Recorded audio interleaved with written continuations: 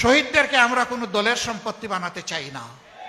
এই শহীদরা জাতির সম্পদ, এই শহীদরা আমাদের শ্রদ্ধার পাত্র, এই শহীদরা আজীবন আমাদের জাতীয় বীর। আমরা তাদেরকে সেই মর্যাদায় দেখতে চাই। অনেক সাংবাদিক বন্ধু আমাকে প্রশ্ন করেছেন, আপনাদের দলের কতজন শহীদ হয়েছে? আমি বলেছি, আমরা মজলুমের দলে সামিল হয়ে যারাই শহীদ হয়েছে তারা সকলেই আমাদের দলে, তারা সকলেই 18 কোটি মানুষের দলে। অতএব তাদেরকে আমরা দলীয় সম্পদ বানাতে চাই না। আমরা আল্লাহর উপর ভরসা করে সিদ্ধান্ত নিয়েছিলাম, যে কয়টা শহীদ পরিবারের সন্ধান পাবে সেই কয়টা শহীদ পরিবারে জামাতে ইসলামী পৌঁছে যাবে ইনশাআল্লাহ। আমরা গিয়ে তাদের ভাগ্যের পরিবর্তন করতে পারবো না, গিয়ে শুধু বলবো আমরাও আপনার পরিবারের সদস্য। গিয়ে শুধু বলবো এখন থেকে বাকি জিন্দেগি আমরা একই সাথে সুখ দুঃখের অংশীদার। আমরা শুধু গিয়ে বলবো আপনারা যে গর্বিত শহীদ পরিবারের পিতা মাতা ভাই বোন সন্তান স্ত্রী, হাসরের দিন ওই শহীদরা যখন আপনাদের জন্য আল্লাহর দরবারে শাফাআতের দোয়া করবেন সেদিন আমাদেরকে ভুলে যাইয়েন না, আমাদেরকেও আপনাদের সাথে রাখবেন।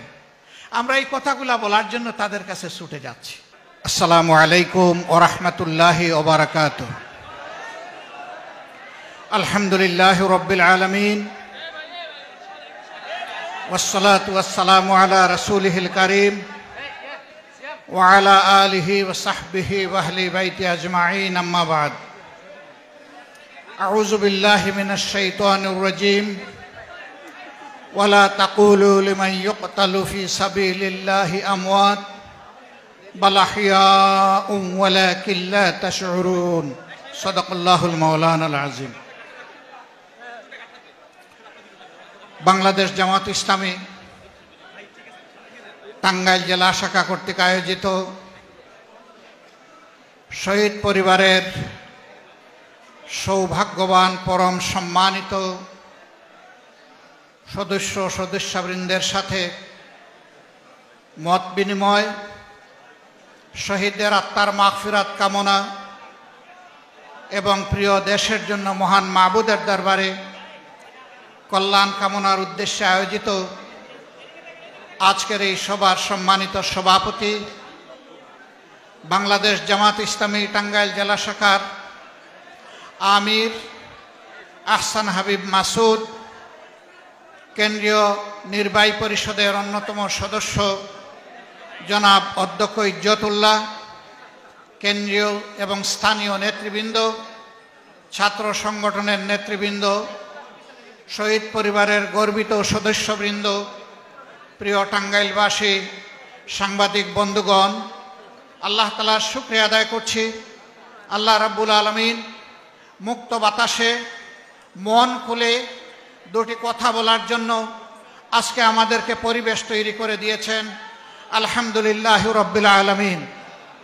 টানা 17 বছর 6 মাস এই জাতি বন্দিত্বের নিগড়ে বাধা ছিল। মুখে ছিল তালা, হাতে ছিল হ্যান্ডকাপ, পায়ে ছিল বেড়ি। এদেশের 18 কোটি মানুষ ছিল মজলুম। এমনকি রাস্তায় যে ভাইটি কিংবা যে বোনটি ভিক্ষা করতেন তিনিও ছিলেন মজলুম। কারণ ভিক্ষুকদেরকে চাঁদা দিতে হতো ওই সমস্ত গুন্ডাদের কাছে। চাঁদা না দিয়ে তারা ভিক্ষা করতে পারতেন না। সারাদিন ভিক্ষা করে 2, 5, 10 টাকা জমিয়ে যখন নিজের জন্য পরিবারের জন্য খাবার কিনতে যেতেন তখন 30 টাকার পেঁয়াজ তাদেরকে 300 টাকায় কিনতে হতো। এভাবে প্রত্যেকটি মানুষ ছিল জুলুমের শিকার। কোনো ঘরে কোনো শান্তির সামান্য লেশ মাত্র ছিল না। বাবা বেটা একসাথে বসে দুপুরের খাবার গ্রহণ করছে, তুলে নিয়ে ধরে নিয়ে বলা হয়েছে রাষ্ট্রের বিরুদ্ধে তারা ষড়যন্ত্র করছিলেন। কেউ কারো বিরুদ্ধে সামান্য একটু কথা বলেছে, মনের দুঃখ প্রকাশ করেছে, ডিজিটাল আইনে তাদেরকে ধরে নিয়ে নির্যাতন করা হয়েছে। বিদেশের মাটিতে পড়ে একজন সাংবাদিক হয়তো এই সমস্ত স্বৈরতন্ত্র এবং অনাচারের বিরুদ্ধে কথা বলেছেন, তার তরতাজা বোনটাকে ধরে নিয়ে রিমান্ডে নিয়ে টানা হেঁচড়া করা হয়েছে। মাসের পর মাস তাকে জেলে রাখা হয়েছে। কোনো মানুষ তার মনের কথাটা সামান্য একটু ফেসবুকে প্রকাশ করেছেন, অমনি সাথে সাথে আজরাইল রূপী ডিবি তার ঘরে চলে গিয়েছে। সম্মানিত বন্ধুগণ, এই 17.5 বছর বাংলাদেশের জনগণের জীবনে ছিল দুঃসহ কালো রাত। আপনারা বলবেন 17 বছর কিভাবে মিলে? আওয়ামী লীগ তো 15.5 বছর ক্ষমতায় ছিল। আসলে তারা 17.5 বছরই ছিল। তারা 2006 সালের 28 অক্টোবর আওয়ামী লীগের নেত্রী শেখ হাসিনার নির্দেশে পল্টন সহ সারা দেশে লগি বইটার তাণ্ডব চালিয়ে শখানেক মানুষকে তারা হত্যা করেছিল। ফ্যাসিজমের সূত্রপাত ওখানেই হয়েছিল, স্বৈরতন্ত্রের পদধ্বনি ওখান থেকেই এসেছিল। তারপরে আপনারা দেখেছেন 2009 সালের 10 জানুয়ারি ক্ষমতায় আসার পরে তারা রাষ্ট্রের গর্বিত প্রতিষ্ঠান সেনাবাহিনীর কোমরে আঘাত দিয়েছে। পিলখানায় বিডিআর সদর দপ্তরে 54 জন চৌকস দেশপ্রেমিক সামরিক অফিসারকে হত্যা করেছে। পরিবারের মহিলা সদস্যকে নির্যাতিত লাঞ্ছিত করেছে। তারপরে তাদেরকে হত্যা করে ড্রেনে ভাসিয়ে দিয়েছে। সেই হত্যাকাণ্ডের বিচার আজও হয়নি। অথচ এর বলি হয়ে সেনাবাহিনীর কোমর ভেঙে দেওয়া হয়েছিল। সেনাবাহিনীকে তাদের দায়িত্ব পালন করতে দেওয়া হয়নি। একই সাথে গর্বের আরেকটা বাহিনী সীমান্তের অতন্ত্র প্রহরী বিডিআরকে ধ্বংস করা হয়েছে। 15,000 সদস্যের চাকরি কেড়ে নেওয়া হয়েছে। 500 মানুষ তারা নিহত হয়েছে। কুচক্রকারীদের চক্রান্তের বলি দিতে হয়েছে এই সমস্ত মানুষগুলোকে। গড়ে গড়ে হাহাকার। আমি অনেক যুবককে জেলে পেয়েছি, বিয়ে করে 6 মাসের মাথায় গ্রেফতার হয়ে গিয়েছে। তার ওয়াইফ 1 বছর 2 বছর 3 বছর অপেক্ষা করেছে। জেলের ভিতর থেকে ওই লোকটা বলে দিয়েছে, তুমি আর আমার জন্য অপেক্ষা করো না, তুমি মুক্ত, তুমি চলে যাও, তোমার একটা জীবন আছে। আমি কোন দিন মুক্তি পাবো আমি জানি না। গড়ে গড়ে হাহাকার। এরপরেই তারা আঘাতটা দিয়েছে বাংলাদেশ জামাত ইসলামীর উপর, দেশপ্রেমিক পরীক্ষিত এই শক্তির উপর। এদেশের শত্রুরা জানে জামাতে ইসলামী ভাঙবে কিন্তু মচকাবে না, অন্যায়ের কাছে মাথা নত করবে না, দেশের স্বার্থ কারো কাছে বিক্রি করতে রাজি হবে না, অন্যায়ের বিরুদ্ধে প্রতিবাদ করতে পিছপা হবে না। এই জন্য এই শক্তিকে ধ্বংস করতে হবে। 42 বছর যাদের বিরুদ্ধে কোনো থানায় একটা জিডি একটা মামলাও ছিল না, 42 বছর পরে তাদের বিরুদ্ধে মানবতা বিরোধী অপরাধের অভিযোগ আনা হলো। মিথ্যা মামলা, মিথ্যা সাক্ষী এবং সাজানো পাতানো আদালত, এই দিয়ে এক একজন করে শীর্ষস্থানীয় 11 জন নেতাকে, দায়িত্বশীলকে আমাদের বুক থেকে কেড়ে নেওয়া হলো। গোলাম আজম রাহিমাহুল্লাহ থেকে শুরু করে জনাব মীর কাসিম আলী পর্যন্ত তাদেরকে আমাদের বুক থেকে নিয়ে নেওয়া হলো। আমরা আল্লাহ শুকরিয়া আদায় করি। আমরা চিন্তিত নই, আমরা দুঃখিত নই। হে আল্লাহ, তোমার কাছে আমরা সাক্ষ্য দিচ্ছি, তোমার যে গোলামগুলো এই সংগঠনে সবচেয়ে উন্নত আখলাক, চরিত্রের, ইমানের, ইলমের আলোয় আলোকিত ছিল, তুমি তাদেরকে সত্যের জন্য কবুল করেছো। আলহামদুলিল্লাহ রাব্বিল আলামিন। তোমার দরবারে শুধু মিনতি, তাদেরকে মুহাক্কিক শহীদ হিসাবে কবুল করো। আদালতে আখিরাতে হযরতে হামজা রাদিয়াল্লাহু তাআলা আনহুর মিছিলে তাদেরকে শামিল করে নিও আল্লাহ। হে রাব্বুল আলামিন, জান্নাতের সিঁড়িতে আমাদের প্রিয় এই সমস্ত দায়িত্বশীলদের সাথে আমাদের মুলাকাত করিয়ে দিও। তাদের রক্ত, শহীদ নিজামী বলেছিলেন তার শাহাদাতের আগে যে আমার রক্ত বাংলাদেশে কথা বলবে, আমার রক্ত বাংলাদেশে পরিবর্তনের সূচনা করবে। প্রিয় ভাইয়েরা, 1, 2, 3 করে 15.5 বছর জাতির উপরে এরা স্টিম রুলার চালিয়েছে। সবচেয়ে বেশি আঘাত দিয়েছে জামাতে ইসলামী, ইসলামী ছাত্র শিবিরের উপর। আমাদের মতো মজলুম সংগঠন আর কেউ না। আর কারো এতগুলা নেতাকে হত্যা করা হয়নি, আর কারো বাড়িঘর বুলডোজার দিয়ে ভাঙা হয়নি, আর কারো বাড়িঘরে আগুন দেওয়া হয়নি, লুটপাট করা হয়নি। আমাদের পর্দানসীন মা বোনদের ইজ্জত নিয়ে টানাটানি করা হয়েছে। আমরা সেদিন চোখের পানি দিয়ে শুধু আল্লাহকে বলেছি, আল্লাহ তুমি দেখো, তুমি সামিউন বাসির, তুমি সীমাহীন দৃষ্টিশক্তির মালিক, আর তোমার কান থেকে কিছুই বাদ যায় না, তুমি সব শুনো। মজলুমের আহাজারি আল্লাহ শুনেছেন। তিলে তিলে এই দুঃখ ব্যথা বেদনা জমা হয়েছে।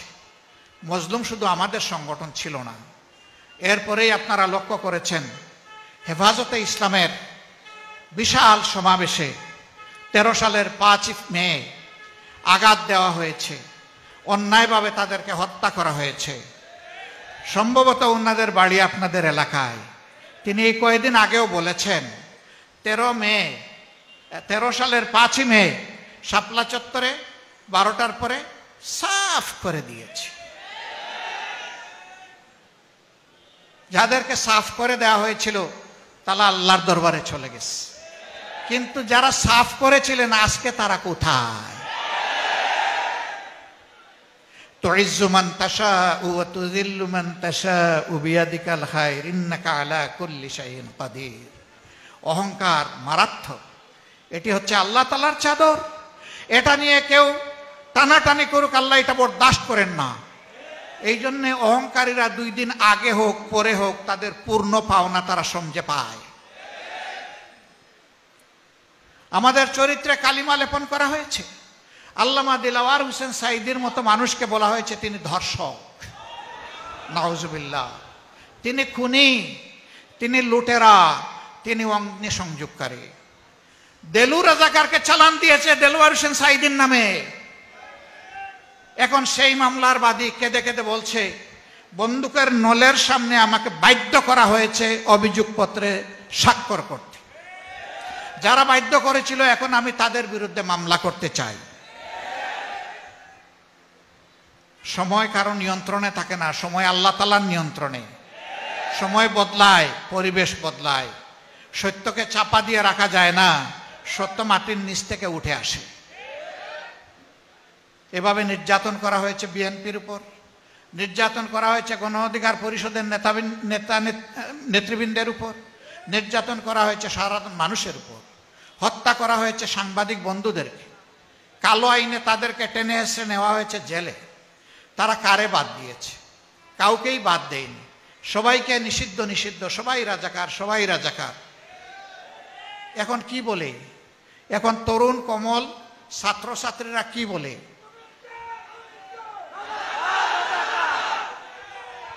শেখ হাসিনাকে ধন্যবাদ, শেখ হাসিনাকে ধন্যবাদ। তিনি যেটাকে কালিমা হিসাবে জাতির কপালে লিপে দিতে চেয়েছিলেন, জাতি এখন তার দিকে সেইটাকে ফিরিয়ে দিয়েছে। এমন রাজনীতি করলেন, বললেন যে উন্নয়নের রাজপথে দেশকে উঠায় দিয়েছেন, বললেন যে বাংলাদেশ হচ্ছে সারা বিশ্বে উন্নয়নের রোল মডেল। এমন মডেল বানালেন আর এমন রাজপথ তৈরি করলেন, গাড়িটা রাজপথ দিয়ে চালাই আপনি যেতে পারলেন না। এমন রাজনীতি করলেন আপনাকে দেশ ছেড়ে চলে যেতে হলো। 850 বছর আগে লক্ষণ সেন গিয়েছিল আর আপনি গেলেন তারপরে। কি রাজনীতি করলেন আপনি এবং আপনার সাঙ্গপাঙ্গরা? এখন আপনাদের মধুর হাড়ির সন্ধান পাওয়া যাচ্ছে। একজন গৃহকর্তা গৃহকর্মী যারা তাদের কাজ করেছে এখন তাদের অ্যাকাউন্টে 100 কোটি পাওয়া যায়, কোটি কোটি পাওয়া যায়।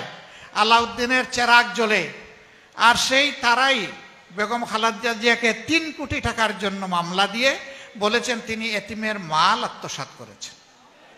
এই জন্যে তাকে সাজা দেওয়া হয়েছে, তাকে একা জেলে রাখা হয়েছে, তাকে উপহাস করে বলা হয়েছে আপনি আর কি চান, একটা জেল পুরো আপনাকে দিয়ে দিয়েছি। এইভাবে অহংকার, উপহাস, মানুষের প্রতি ঘৃণা তারা ছড়িয়েছিলেন, জাতিকে ভাগে ভাগে বিভক্ত করেছিলেন, মেজরিটি মাইনরিটি নাম দিয়ে মুখামুখি করে ফেলেছিলেন।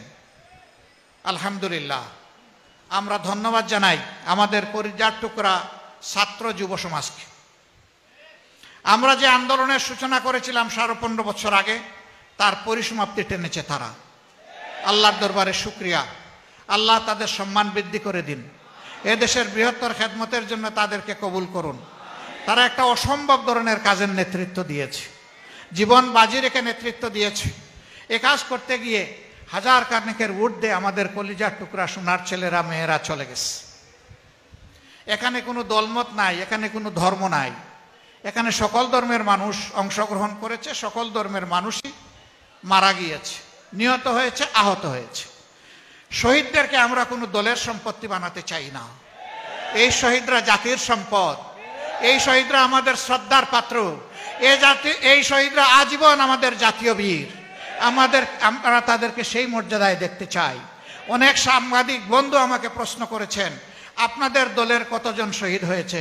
আমি বলেছি, আমরা মজলুমের দলে সামিল হয়ে যারাই শহীদ হয়েছে তারা সকলেই আমাদের দলে, তারা সকলেই 18 কোটি মানুষের দলে। অতএব তাদেরকে আমরা দলীয় সম্পদ বানাতে চাই না। আমরা আল্লাহর উপর ভরসা করে সিদ্ধান্ত নিয়েছিলাম, যে কয়টা শহীদ পরিবারের সন্ধান পাবে সেই কয়টা শহীদ পরিবারে জামাতে ইসলামী পৌঁছে যাবে ইনশাআল্লাহ। আমরা গিয়ে তাদের ভাগ্যের পরিবর্তন করতে পারবো না, গিয়ে শুধু বলবো আমরাও আপনার পরিবারের সদস্য। গিয়ে শুধু বলবো এখন থেকে বাকি জিন্দেগি আমরা একই সাথে সুখ দুঃখের অংশীদার। আমরা শুধু গিয়ে বলবো আপনারা যে গর্বিত শহীদ পরিবারের পিতা মাতা ভাই বোন সন্তান স্ত্রী, হাসরের দিন ওই শহীদরা যখন আপনাদের জন্য আল্লাহর দরবারে শাফাআতের দোয়া করবেন সেদিন আমাদেরকে ভুলে যাইয়েন না, আমাদেরকেও আপনাদের সাথে রাখবেন। আমরা এই কথাগুলা বলার জন্য তাদের কাছে ছুটে যাচ্ছি। সম্মানিত ভাইয়েরা, আহত হয়েছে লাখো লাখো তরুণ যুবক, সাধারণ মানুষ, আলিম উলামা এই আন্দোলনে একাকার হয়ে গিয়েছিলেন। আল্লাহু আকবার। আমরা তাদের সকলের কাছে যেতে পারিনি বলে দুঃখিত, কিন্তু আমরা আমাদের স্থানীয় সবগুলা সংগঠনকে বলেছি, যেখানেই আহতের সন্ধান পাবেন সেখানেই চলে যান, ওর কপালে চুমু দেন, ওর জন্য দোয়া করেন, আল্লাহ যেন তাকে শিফার নিয়ামত দান করেন, সে যেন সুস্থ হয়ে উঠে এই জাতির জন্য আবার লড়াই করতে পারে। আমি হাসপাতালে গিয়েছি, হাত নাই পা নাই, জিজ্ঞেস করেছি তোমার অনুভূতিকে, বলে যে আমি খুব খুশি। আমি বলি কেন তুমি খুশি? কই আমার দেশ স্বাধীন হয়েছে। আল্লাহু আকবার, আল্লাহু আকবার। আমি জিজ্ঞেস করেছি বাকি জিন্দেগি তোমাকে তো সতর্ক হয়ে চলতে হবে, বলে যে প্রয়োজনে আবার লড়াই করব, এক হাত চলে গেছে আরেক হাত দেওয়ার জন্য প্রস্তুত আছি। স্যালুট, ওদেরকে সালাম জানাই, আল্লাহ এদের ইজ্জত বৃদ্ধি করে দিন। এইরকম সন্তানেরা যে মায়ের গর্ভে জন্ম নিয়েছে সেই মা অবশ্যই সৌভাগ্যবান মা, আমরা সেই মায়ের জন্যও দোয়া করি। সম্মানিত বন্ধুগণ, দুঃখের কাহিনী, শহীদ পরিবারের কাছে যখন যাই দুঃখ ধরে রাখতে পারি না। একজন একটু আজানের জবাব দেবেন। আমি রাজশাহীতে গেলাম, একটা তরুণী মেয়ে, তার শাশুড়ি এবং পরিবারের সদস্যরা তার নিয়ে আমার সামনে আসলেন। সে বিয়ের হয়েছে 1 বছর, স্বামী রিক্সা চালাতেন, এই আন্দোলনে তিনি শাহাদত বরণ করেছেন। আমি তাকে জিজ্ঞেস করলাম, মা তুমি কেমন আছো? সে কেঁদে দিয়ে বলল, আপনি আমাকে মা বলেছেন, আমি শান্তি পেলাম, কিন্তু আমার গর্ভের সন্তানের কি হবে? আমার গর্ভে তো 6 মাসের সন্তান। সে চোখে অন্ধকার দেখছে। আমি তাকে বললাম আল্লাহ আছে, আর আজকে থেকে তোমার সন্তানের আমরা হচ্ছি অংশীদার। এই সন্তান জন্ম নেও, একটা সুস্থ সন্তান হিসেবে আমরা দোয়া করি, ছেলে হোক মেয়ে হোক, যতদিন তার লেখাপড়ার প্রয়োজন হবে এই বেড়ে ওঠা পর্যন্ত এই দায়িত্ব বাংলাদেশ জামাতে ইসলামের। তোমারও পরিবারের দায়িত্ব বাংলাদেশ জামাতে ইসলামের। আমি কথা বলেছি ঠিকই, কিন্তু আমি কি তার স্বামী ফিরিয়ে দিতে পারবো? ওই সন্তান যখন ভূমিষ্ঠ হবে, তার মুখে যখন জবান ফুটবে, সে কি বাবা ডাকার কাউকে পাবে? যখন দেখবে তার মতো সন্তানেরা কাউকে বাবা ডাকে, কাউকে চাচা ডাকে, তখন সে চাচা পাবে, কিন্তু বাবা তো পাবে না। ঠিক ঢাকার সাইনবোর্ড এলাকায় এক মহিলা, তিনি ওই সমস্ত গুলাগুলির দৃশ্য দেখার জন্য জানালায় একটু মুখ বাড়িয়েছিলেন। আকাশ থেকে ছোড়া গুলা এসে তার বুক এফোড় ওফোড় দিয়ে তাকে দুনিয়া থেকে নিয়ে গেল। তার 2 মাসের সন্তান, স্বামী গার্মেন্টস কর্মী, গরিব মানুষ। আমরা বলেছি আমরাও আপনার পরিবারের সদস্য এবং আপনি এখন থেকে আমাদের পরিবারের সদস্য। আলহামদুলিল্লাহ, আমরা যতটুকু পৌঁছতে পারছি আল্লাহর উপর ভরসা করে আমরা এই দায়িত্ব নিচ্ছি। আমরা সরকার নই, কিন্তু আমরা সরকারের চাইতেও যিনি বড়, যার হাতে সমস্ত কুওয়াত, সমস্ত ভান্ডার, নিয়ামতের ভান্ডার, আমরা তার উপর ভরসা রাখি। এবং আলহামদুলিল্লাহ এ পর্যন্ত আল্লাহ আমাদেরকে আটকান। আমরা বিশ্বাস করি আল্লাহ তাআলা এই নেক কাজে আমাদেরকে আটকাবেন না। আমরা পরিবারের প্রতি আবারও গভীর শ্রদ্ধা নিবেদন করে বলতে চাই, আমাদেরকে মেহেরবানি করে আপনাদের পরিবারের সদস্য হিসাবে কবুল করুন। আমরা আপনাদের সাথে থাকতে স্বস্তি বোধ করি। আমরা গৌরববোধ করব, আমরা আল্লাহ শুকরিয়া আদায় করব যে আমরাও শহীদ পরিবারের সদস্য। এই শাহাদতের মিছিলে বহু আলিম উলামা সামিল হয়েছে, মাদ্রাসার হাফিজ ছাত্ররা সামিল হয়েছে।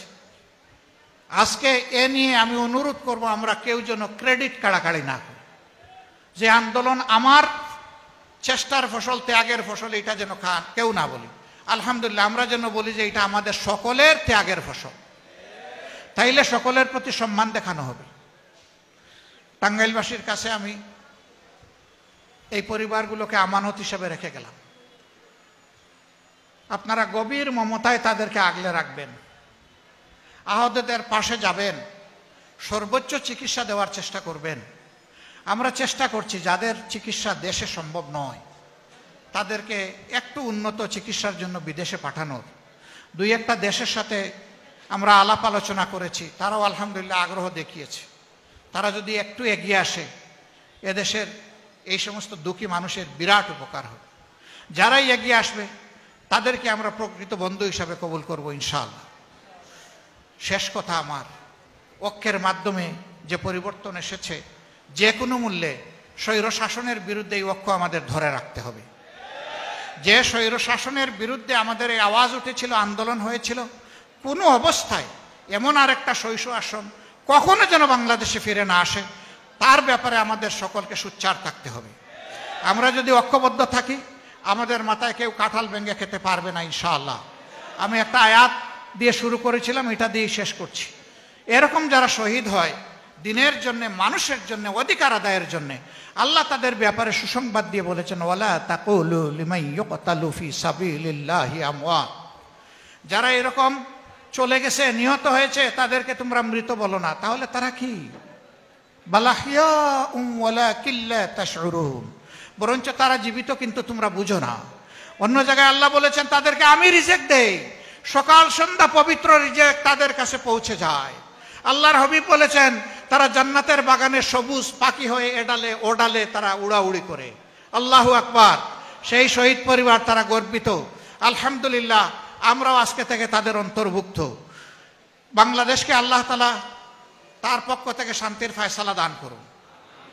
ইনসাফের দিন ইসলামকে আল্লাহ তাআলা কায়েমের পথ সুগম করে দিন। মুসলমানদের মধ্যে, ইমানদারদের মধ্যে আল্লাহ তাআলা ইস্পাত কঠিন ঐক্য তৈরি করে দিন। কোনো দুশ্মনী যাতে এই ঐক্যে কোনো ধরনের ফাটল সৃষ্টি করতে না পারে, আল্লাহ এই জন্যে আমাদেরকে কাজ করার তৌফিক দান করুন। আপনাদের সকলকে ধন্যবাদ। আমাদের জন্য একটু শুধু দোয়া করবেন, ক্ষমতা নয়, আমরা যেন এদেশবাসীর একটু সেবা করে যেতে পারি, আল্লাহ যেন এই সুযোগটা আমাদেরকে দান করেন। আসসালামু আলাইকুম ওয়া রাহমাতুল্লাহ। বাংলাদেশ জিন্দাবাদ, বাংলাদেশ জামাতে ইসলামী জিন্দাবাদ।